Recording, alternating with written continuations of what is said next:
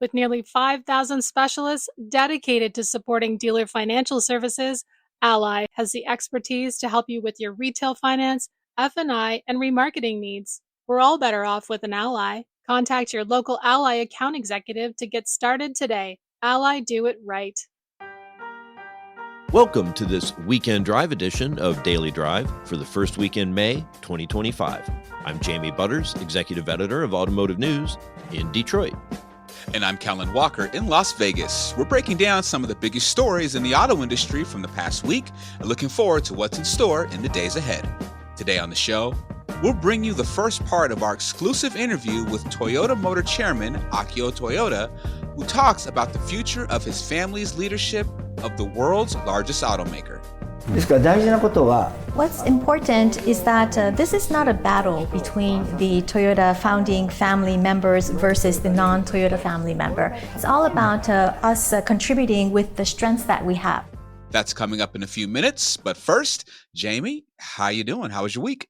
It was a long week, Cal. It was quite a busy week. We'll have plenty to talk about. Oh, yeah. Let's get into it. So the White House this week summoned auto executives for U.S. investment talks. What are the potential benefits for the U.S. economy from these auto investment talks? And how long down the road would it be until we see those benefits? Yeah, I mean, sort of talks. It was more of a parade of executives from companies that have announced big investments or medium-sized investments. But that's always good. It's good to celebrate investments in the U.S. that lead to, more capital equipment and jobs and, GDP. That tends to all be good stuff. To your point, though, it is going to be a long time. These are big investments that take time to plan and execute.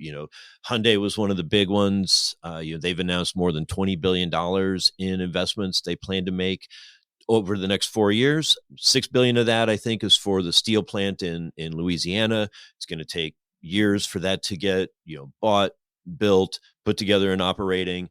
They plan to expand the new factory in southern Georgia, but they're not going to add those 200,000 vehicles of capacity until they get up to the 300,000 that's already installed. And that's probably going to take a couple of years, 3 years maybe.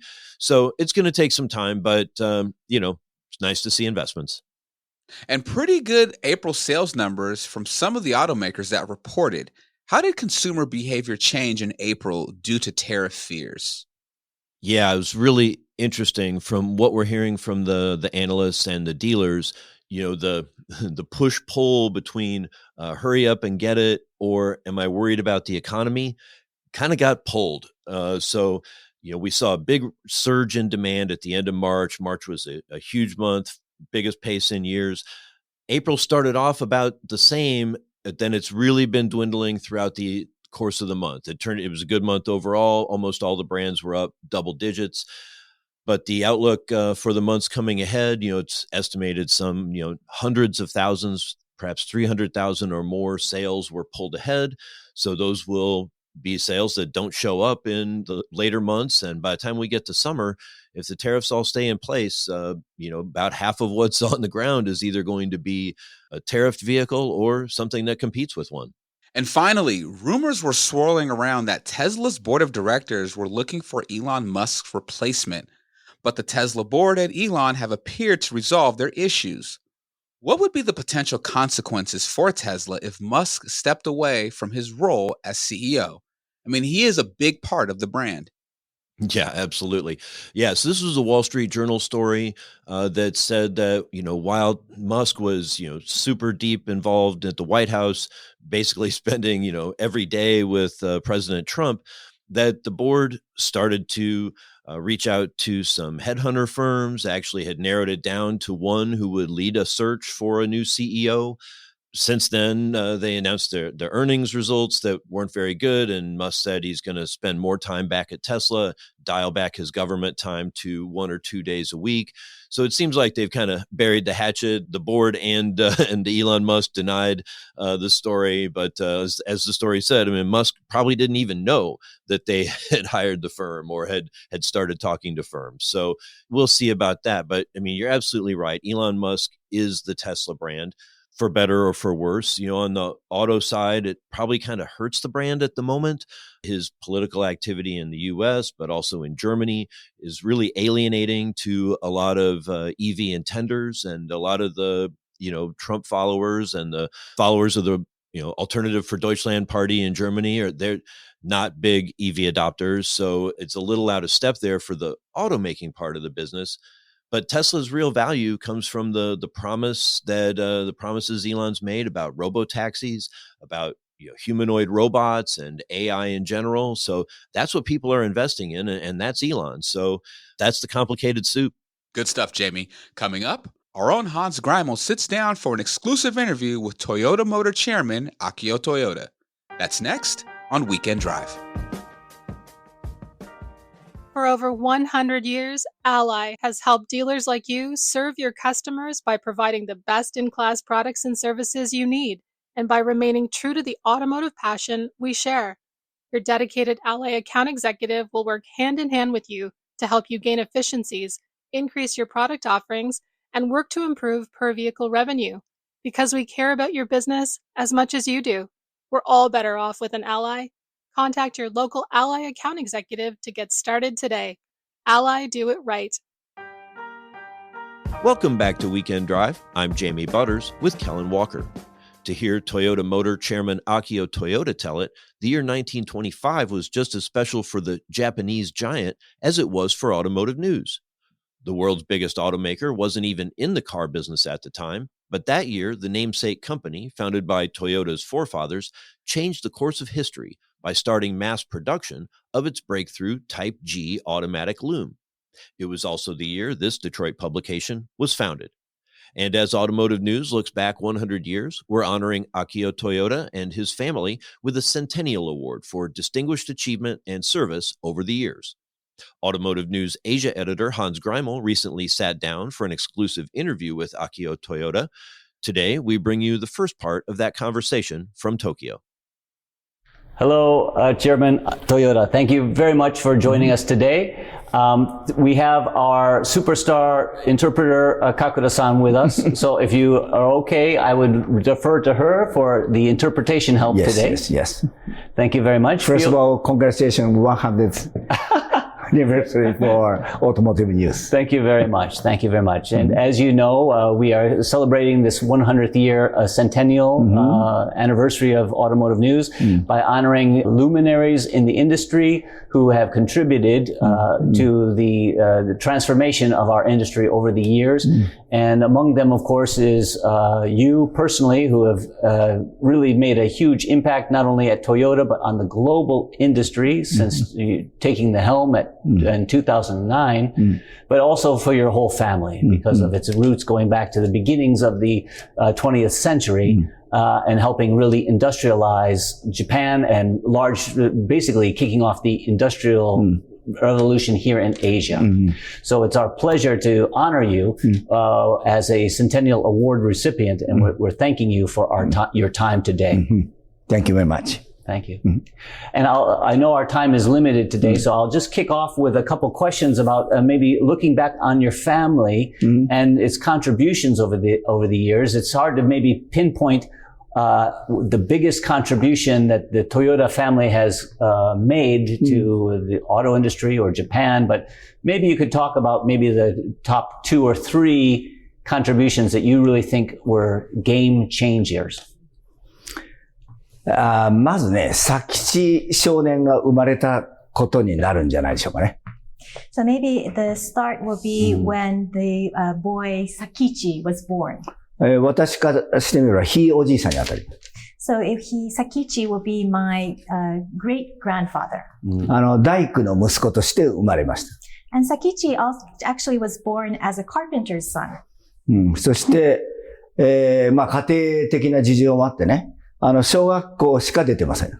And because of his own family reasons, Sakichi was only able to go to elementary school and only graduated elementary school. でもその頃、官業博覧会とかね、欧米各国が、ものすごくそのインダストリアリゼーションが始まり、日本がね、取り残されていくんじゃないかということを、小学校しか出たことがない貧しい、佐吉少年は、一人で悩んだというのがね、すべての僕は、出発点だと思います。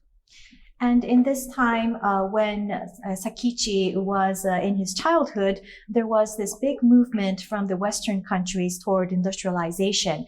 And there were many of the industrial expositions held. And looking at that kind of situation, Sakichi, this boy Sakichi, although he only graduated elementary school and although he was from a very poor family, he was really worried that maybe Japan is going to be left behind this big movement by the Western countries. I think it starts from there. そして、お母さんが、生活を成り立たせるために、昼はね、大工仕事のサポート、それから農作業、そして夜は、織物を作るというね、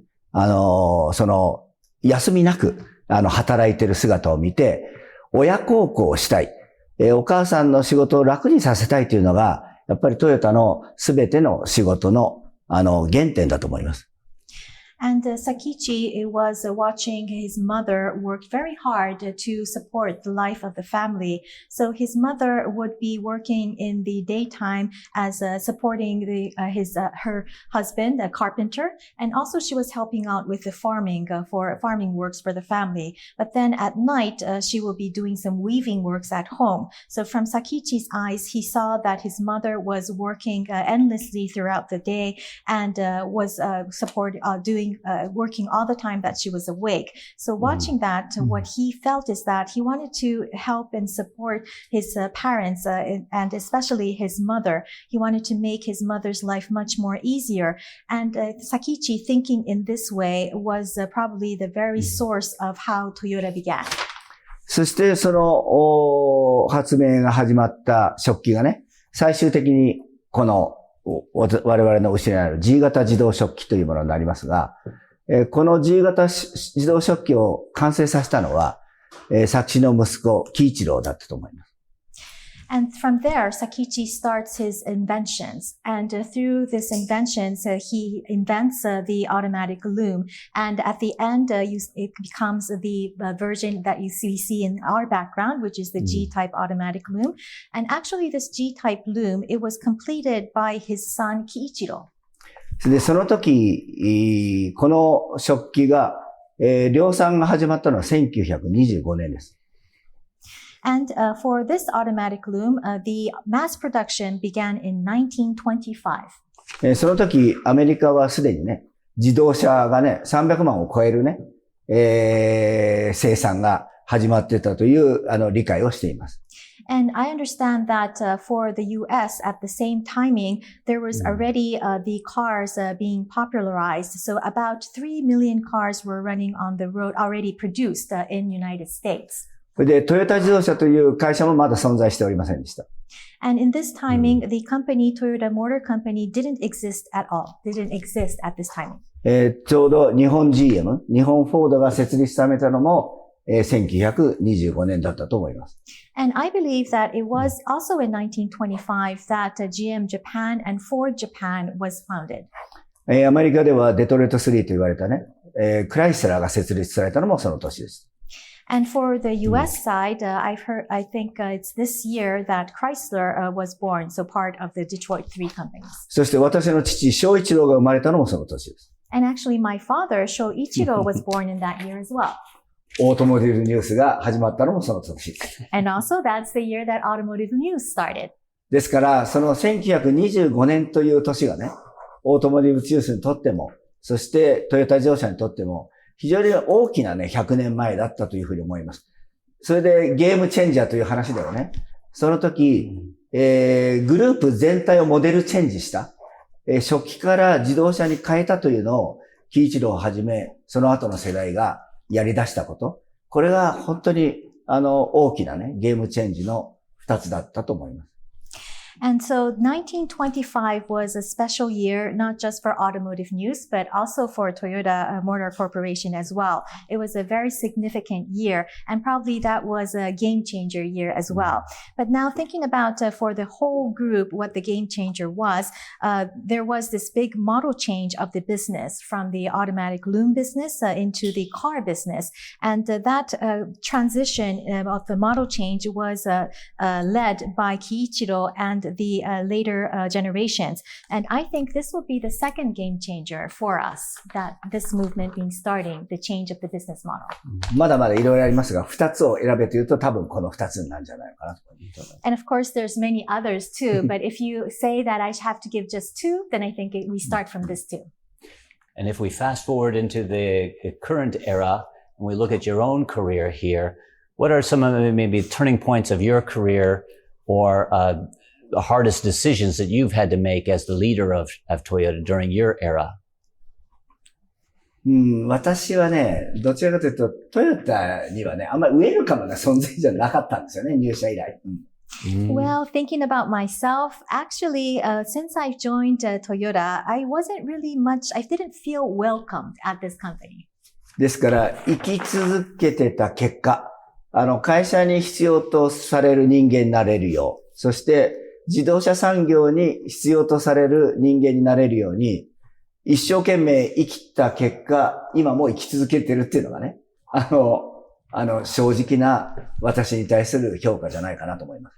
So looking at myself and thinking about myself, I think I'm here because I just continue to try to live every day and try to make the effort so that someday the company would think that I'm a person that is necessary for the company. And also my efforts were not just for this company, but my efforts were so that someday the car industry will say that I'm a necessary person. So I've tried that. I've made that effort thinking about those things every day. And now I'm here. So that's my honest, true feeling. ですから、キイチロから数えると私は3代目になります。And when you count from Kiichiro's times, I'll be the third generation. で、3代目というのは会社をさらに発展させるか、もしくは潰すとよく言われます。And generally speaking, when we hear about the third generations of company management, we say that the third generation will either develop the company and make the company successful further, or they would make the company bankrupt. そして、日本の場合、資本というものをね、引き継ぐことが代を重ねるごとにどんどんなくなりますので、3代目となると、もう資本的には何のオーナーシップもありません。And for the case of Japan, when you think about the inheritance inside of a company in terms of capital, for every generation for the capital is inherited, it becomes lesser and lesser. And by the time that it reached the third generation, from a capital perspective, there is almost no ownership by the family. ですから私が、必要とされる人間となるよう、一生懸命生き続けたっていうのはね、どちらかというと、資本家でもない私がね、こういう肩書きにいるということを、面白くない人の方が多いんです。So for myself, I've tried to survive and live through every day, making my utmost efforts so that I will someday be a person that will be necessary. But then on the other hand, there's this situation where me as an individual is not any capital investor or contributor in terms of capital to this company. But so I hold that title, the high title that everyone will be aware about. And there will be people inside of the organization who think that who won't be happy to see that. That is unusual. The Toyota family has had such a influence and such a role at the company for such a long time, even though the capital shareholdings in the company are rather small. How does that manage it? You, of course, grew up with the company, so you have a special love and kind of it's part of your DNA. How would you imagine that to continue for future generations, or will it? これはね、トヨタは資本の力で引き継ぐというパワーはもらってませんが、企業における何を大切にするかという思想ね。それと、トヨタ自動車の自動車マンでいるための技、そしてトヨタマンというのはこういう所作で人と接していきなさいよという思想、技、所作、というものが、やはり、いろんなね、人から教え込まれたというのが唯一の私の武器だと思います。For Toyota, we don't see this inheritance based on the capital balance or the capital relationship. But for Toyota, we have put importance on, first of all, we have the philosophy that the company puts importance on. And this philosophy will show what the company values. And then there is the skills as a person working in this company that we need in order to be a person in this auto industry, to be a person that conducts the auto business. And then there will be specific or appropriate conduct or behavior that we should take as a person working for Toyota. And these three things have been inherited inside of the company. And I am a person who has been taught and educated by various people as I grew up. So I believe these three things for Toyota's philosophy, skills, and conduct is what I've acquired and has become a weapon for me. It sounds then like anybody could be a potential next president of Toyota as long as they are a Toyota person at heart and through their training. Does the Toyota family still have a future role? This is something I think we've talked about before, and you have always seen some kind of a role for the Toyota family. But looking into the future, 10 years, 20 years down, what will be the family's role that far in the future? やはり車にね、ファミリーネームがついてる。これは大きいというふうに思います。One thing that will be quite important is that the car will bear the family name. 私が社長になってすぐ、アメリカのね、公聴会に、参りました。その時の私の発言である、すべての車に、私の名前がついてる。これが私が言ったから意味があったんじゃないのかなと思います。So right after I've become president of this company, I had to attend the congressional hearing in the United States. And one of the things that I said there is that all of the cars bear my name, my family name. And I think what I said has a meaning because I'm the one who said it. ですから、企業経営の中で、いい時も悪い時もあるわけですが、何を言うかというよりも、誰が言うか、ということで世の中が動くという局面もあると思います。So when you think about managing a company, there are these good times and also not so good times. But in certain timings, there is a moment where what is more important for who said it rather than what is said. And when somebody says the appropriate person says something, it can have the power to move things. There are these particular moments. ですから大事なことは、創業ファミリー出身の人バーサスね、ノントヨタネームの人、これの戦いじゃないんじゃないのかな。両方とも適材適所で、強みを生かして、自動車産業のため、そしてそのトヨタ自動車のため、うまく、共感し合い、協力し合い、感謝し合うということが僕は必要だというふうに思います。What's important is that this is not a battle between the Toyota founding family members versus the non-Toyota family member. It's not a battle between us. And it's all about us contributing with the strengths that we have. So we need to have the appropriate person with the appropriate skills allocated at playing the role in an appropriate way. And so we need to have people thinking about the car industry, thinking that they want to contribute to the industry and also to the company. So it's about people empathizing with each other, cooperating with each other, appreciating each other. I think this is much more important. Come back tomorrow for the second and final part of Hans Greimel's exclusive sit-down with Toyota Motor Chairman Akio Toyoda on this week's bonus episode of Daily Drive. They talk about President Trump's tariffs and more. That's all for this weekend drive edition of the show. I'm Jamie Butters. And I'm Kellen Walker. Thanks to Automotive News executive producer Jake Neer for his help on today's podcast. You can get the latest news on tariffs, manufacturing, and everything happening in the auto industry at autonews.com. We'd love to hear from you. Let us know what you think of the show and the topics we covered today. Send us an email at dailydrive@autonews.com or leave us a voicemail at 313-444-2774. If you enjoy the podcast, remember to like, leave a review, and subscribe so you never miss an episode.